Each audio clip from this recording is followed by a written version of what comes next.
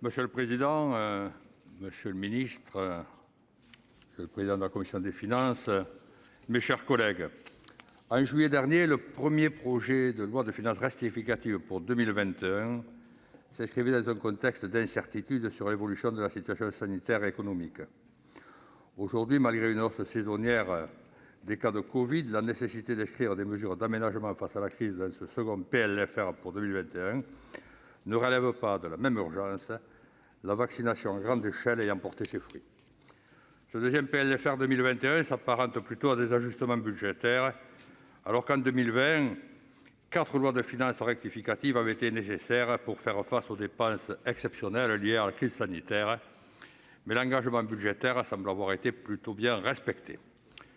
Les principaux à retenir sont les suivants. L'article liminaire qui prévoit de ramener le déficit budgétaire pour 2021 à 8,2 du PIB contre 8,4 dans la version initiale du projet de loi de finances pour 2022, ou encore 9,4 dans le premier PLFR pour 2021. Le déficit final de 2020 s'élève à 9,1% du PIB, le plus élevé depuis la Seconde Guerre mondiale, avec un déficit structurel de 5,7% en 2021 contre seulement, si je peux me permettre, 1,3% en 2020.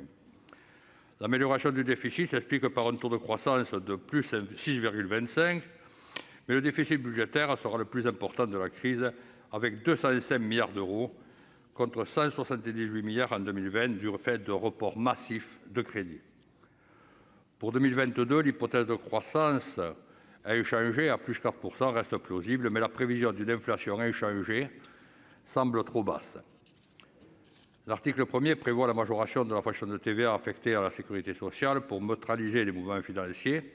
Il compense le coût des dons de vaccins à des pays tiers et le transfert de ressources d'investissement du Ségur de la santé.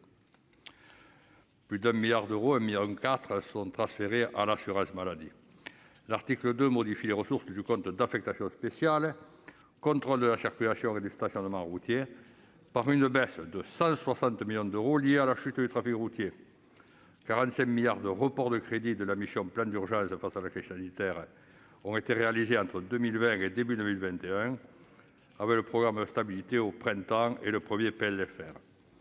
Le déficit prévu de la dette de l'État s'établirait donc en 2021 à 205 milliards, contre 220 milliards avec la première loi de finances rectificative pour 2021, soit une amélioration de près de 15 milliards. La seconde partie porte sur les dépenses. L'article 4 couvre 5,4 milliards d'euros net de crédit au budget général de l'État et 3 milliards de net en crédit de paiement. Les missions concernées principalement sont l'agriculture, la cohésion des territoires, la culture, la défense, l'écologie, remboursement et dégrèvement, mais surtout solidarité, travail et emploi, pour environ plus de 3 milliards chacune. Les articles 7 et 8 relèvent les plafonds d'autorisation d'emploi et on peut remarquer 885 équivalents temps plein pour l'État et une hausse prévue pour les opérateurs de l'État. 397 équivalents temps plein au ministère du Travail, 261 équivalents temps plein au ministère de la Santé, 216 équivalents temps plein au ministère de l'Agriculture pour gérer les suites des dommages liés au gel ou le Brexit. Il faut noter aussi 20 équivalents temps plein au ministère de l'Europe en vue de préparer la présidence française, ou encore 226 équivalents temps plein de plus sur les agences nationales comme celle chargée de l'habitat, chargée de MaPrimeRénov', l'Agence nationale de la cohésion des territoires chargée du plan de relance, les agences régionales de santé ou la société de livraison des ouvrages olympiques. Quant à l'article 12, c'est certainement le plus médiatique de ce projet de loi de finances rectificative. Il instaure une indemnité inflation pour les plus fragiles de 100 €. Cette annonce peut être contestée en cette période électorale, mais il faut bien reconnaître que cette prime sera bienvenue pour les plus modestes à la veille des fêtes de fin d'année.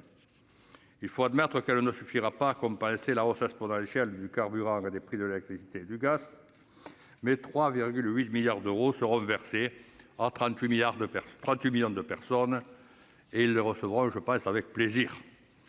Pour ma part, je m'abstiendrai sur ce texte, comme je pense la majorité des membres du groupe RDSE. Je vous remercie. Merci, cher collègue. La parole est maintenant à Monsieur Rémi Féraud pour le groupe socialiste, écologiste et républicain pour 5 minutes.